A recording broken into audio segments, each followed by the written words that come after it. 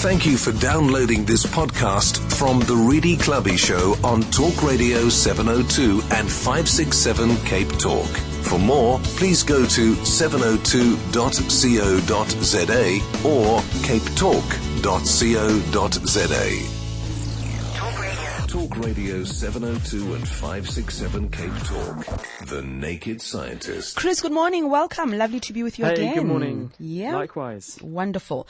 Now, electronics, the relationship between electronics and illnesses and health, it's just going up a notch with a new development in this area. Tell us about it. Yes, good morning, Reedy, and good morning, everybody. An interesting story this week, which has come out of Stanford in California, Stanford University. A lady called Ada Poon has come up with a very clever way of transmitting energy wirelessly into medical implants. We could have done this in the past, but the devices involved would have been huge and they wouldn't have been very efficient and they may not have even been very safe. But basically what she's done is to produce a device which consists of a flat sheet of material, rather like the size of a credit card, which you would lay on your skin. And at each of the four corners of the credit card are these horseshoe-shaped transmitters which produce microwaves at about 1.6 gigahertz. That's slightly lower, about 50% lower frequency than your microwave oven in your kitchen.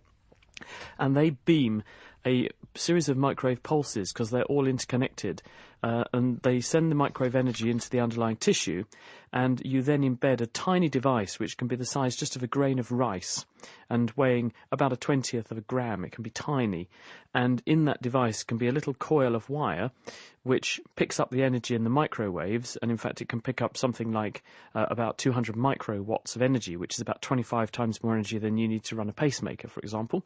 And it can then pick up the energy and use it to run microcircuitry or do useful tasks. And in their experiments, they make a tiny implantable pacemaker which they're able to put into the heart of rabbits.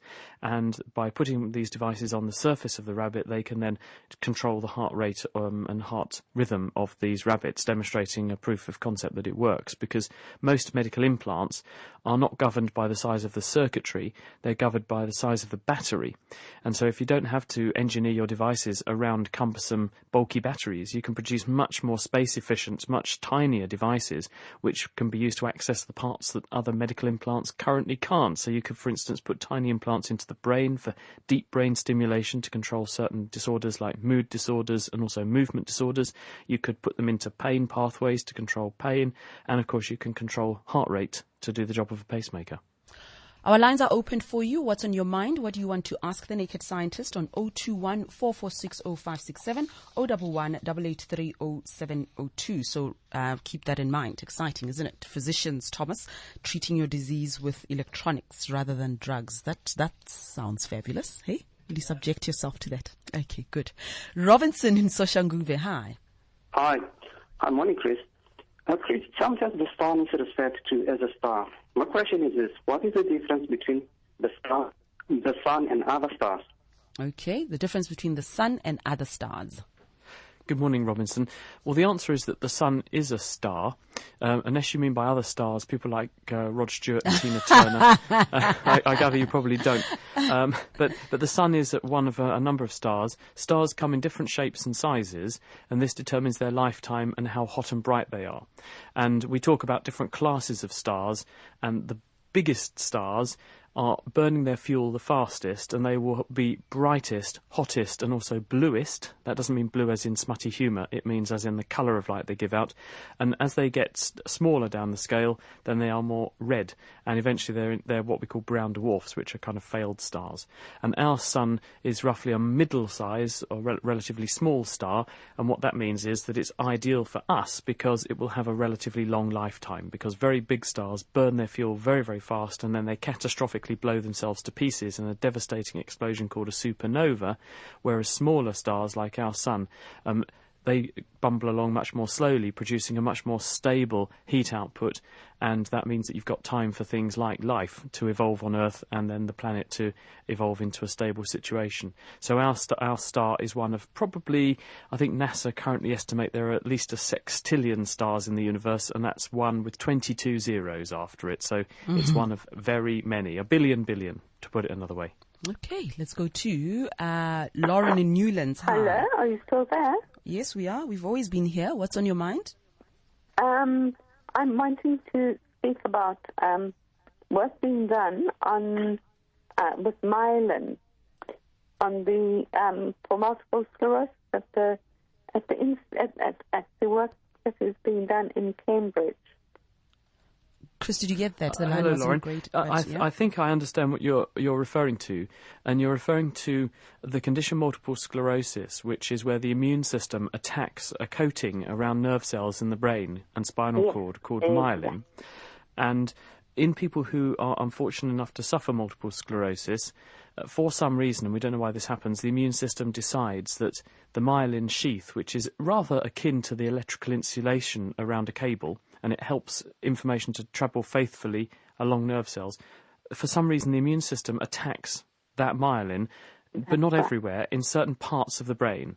And this leads to so-called demyelination, and the nerve cells that are demyelinated in the affected part of the brain temporarily work less well. And then the brain repairs itself and the symptoms improve for a while, and then the disease can come back and it can attack the same area again or another area.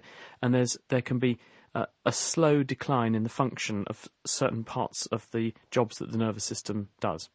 And so scientists are trying to repair the damage by exploring how the brain repairs itself and whether or not it's possible to put new cells into the brain to help the brain to form new myelin, or whether to try to stop the immune attack on the brain. And one quite successful trial that's been done in recent years is using a drug called, well, it was called Campath, because it was invented in the Cambridge University Pathology Department. It's a molecule called anti-CD52, for those who are interested. And this particular drug blocks the action of T cells, which are the cells in the immune system that attack other cells. And it stops the T cells in the immune system attacking the myelin-producing cells, and in this way you don't only stop the disease getting worse, but what's interesting is in the trials they've recently done, patients also show an improvement in their function, and this suggests that more of the precursor or stem cells that can produce myelin-producing cells are slowly turning into myelin-producing cells and repairing some of the damage in the nervous system that had been done before. And the long-term question now is, will these people continue to improve, or will there be a plateau point at which they can't improve any further? And that's what the scientists are looking at the moment. Thank you very much, Lauren. Dion and Dennis, I see your calls coming to you right after this ad break. Gary. Talk Radio 702 and 567 Cape Talk. The Naked Scientist. Give us a call on 021 446 0567 011 883 0702. Dion in Belleville. Hi. Good morning. Yes. Chris, I've got a question. One uses acetylene and oxygen for flame cutting. Why can't one use compressed air instead of oxygen for the same purpose? They're both oxygen-based, isn't it? Hello, Dion. The reason you use an oxygen and an acetylene torch is that air is only 20% oxygen. So when you blew the air down the pipeline, 80% of what you blew down the pipeline would be nitrogen, which is completely unreactive in this setting, really, and therefore wouldn't actually be able to help the acetylene to burn. And the more oxygen you put down the pipe, the more acetylene you can burn, and the more acetylene you can burn, the more energy you can release, and therefore cut through your metal. So it makes your torch effectively more efficient if you supply enough oxygen to burn the acetylene completely, and cheaper for you too. Okay, Dion, thank you very much for the call. And we move from Dion to Dennis in Tableview. Hi, Chris. Chris, how do they measure the calorific value or the calories in food? I'm interested in that. Yeah, good question. And the answer is not terribly accurately, but they do try. And the traditional way of doing this was something called a bomb calorimeter. And what that meant is that you put the food into a special device which contains a heating element that can burn the food, and you take the smoke away from the food and all of the heat away from the burning food, and you put it into water. So you effectively put the food in the container that's burning it in a water bath and you very accurately measure the increase in temperature of the water, and because water takes a certain amount of energy, 4.2 joules per gram per centimetre cube per degrees centigrade, that it increases in temperature, if you measure the amount of temperature increase in the water and you know how much water you've got, you know how much energy you've put into the water, and therefore you know how much energy must have been released when the food was burned. How do you burn the food in the first place? Well, you ignite it with an electrical supply, an electrical heating element, and you know how much energy you've put into the electrical heating element to light the food, so you can work out how much energy net was released. And that's a simple way of working out how much energy is in food. The point is, though, that when you eat the food, your intestine is not an electrical heating element that completely burns food into oblivion. So not all of the food you eat will be absorbed. Not all of the calories, which are therefore in the chemistry, in the food, will be released and made available to your body, and your body's not that efficient either. And also, there are microorganisms in your gut that will have their fair share of what you eat. There may even be some worms hanging around in there that will have their fair share of what you eat. We think that's why Thomas may be so thin, when he eats enormous amounts of food all the time. But that's maybe a conversation for another day and Thomas's doctor. But anyway, the point is that those estimates on food are an estimate. They're exactly that. You can't rely on them precisely, but they are a good guide, and it will depend from one individual to the next how much energy you actually really extract, as you personally, from an item of food. But because you will be the same whether you eat a Mars bar or some other form of food or some carbohydrate or something, then the trend will be the same for you all the time, but the individual absolute amount of energy you get from anything you eat will differ between people. Norman in Bryanston, good morning. Hi, good morning. Good morning, Chris. Chris, I have a question which has intrigued me for a long time. I've always wondered why ocean water should vary so much in color, where the depth is constant, the ambient conditions are constant, level of sunshine, apparently level of salinity, the color of the ocean floor.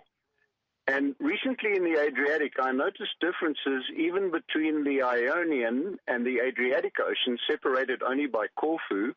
And then when we sailed past the volcano of Stromboli, this deep ocean was an absolute cobalt copper sulfate blue. And I often wondered why. Is it mineral content? Hi, Norman. To a certain extent, the minerals will reflect the sea colour or ocean or water colour can reflect the chemicals that is dissolved in it. And you're right that there are certain things which are coloured salts, which when you dissolve them will affect the way that light interacts with the water, or what colours, wavelengths of light the water absorbs or reflects. But also it's very strongly determined by how much algae there is in the water. So if water contains a lot of algal material, microscopic plants, then it will look more green. And also temperature makes a big difference, and turbidity as well. If you've got water which tends to sit very still and doesn't stir up lots of silt, then it will look clearer and cleaner than if you've got water where there's a big current running, where it's stirring up a lot of silt, and that suspends particles into the water, because if you put tiny particles into the water, it will scatter more light and make the water look more cloudy or a darker colour, or if there's plant matter in there, green colours. So there's a lot of factors, and it comes down to all of those things really that you mentioned: the chemistry, the temperature, marine life, and also how active or mobile the water is.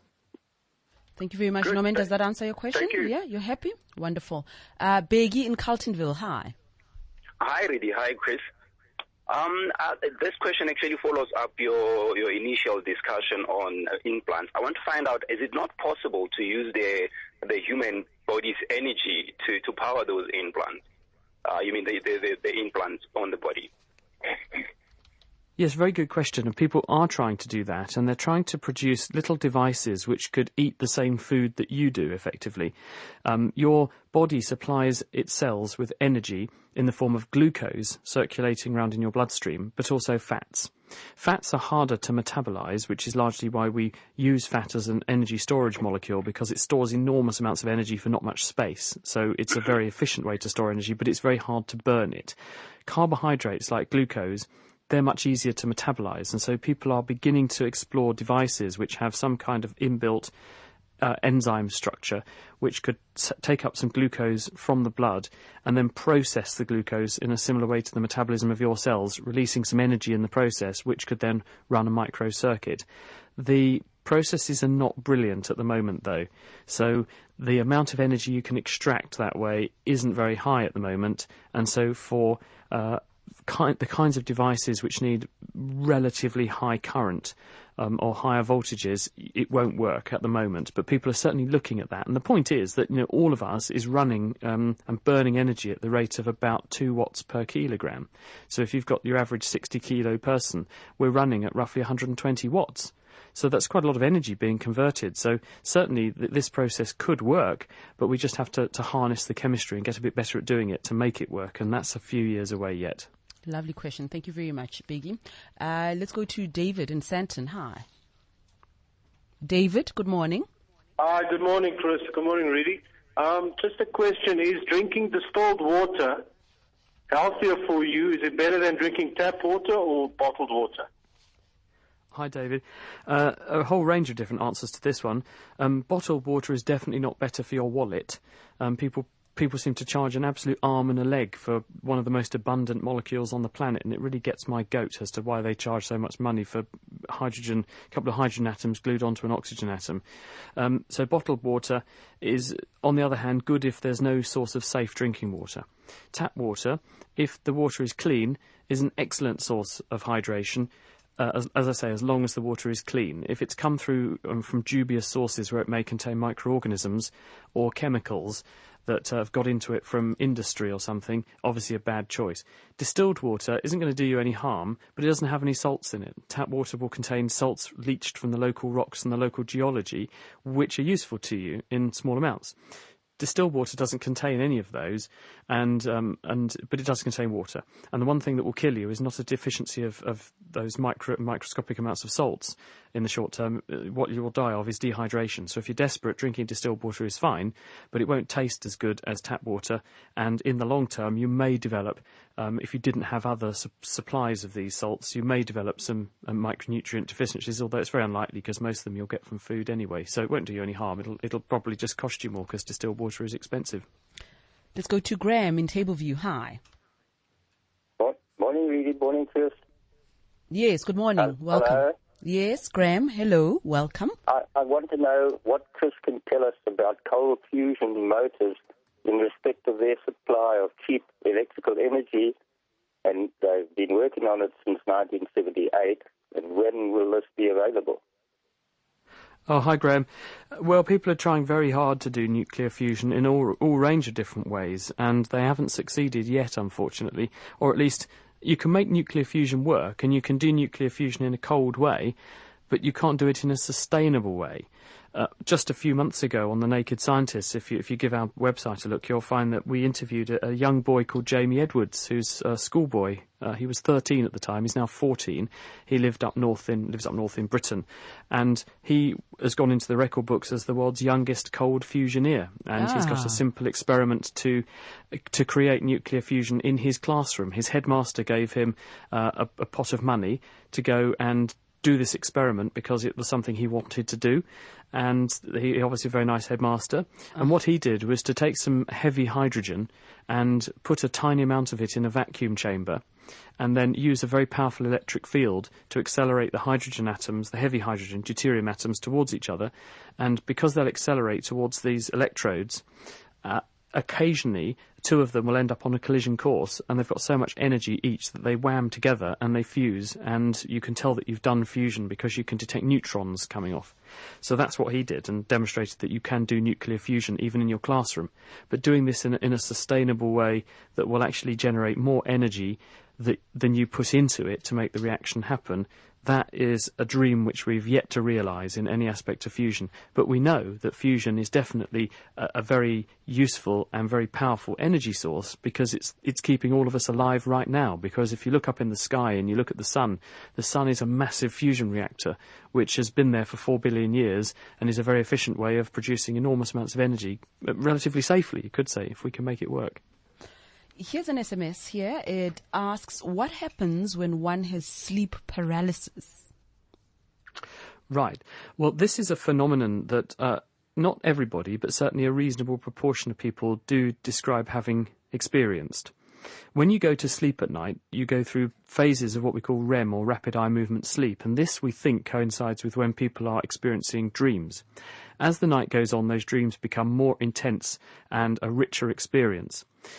Often you'll find yourself, though, wanting to act out your dreams, or your dream that you're running along or doing something. And very frequently, if you ask people, have you ever been chased in a dream, or have you ever had a sort of a scary dream where someone's after you, or you need to get away from a wild animal or something? And people will say, yes.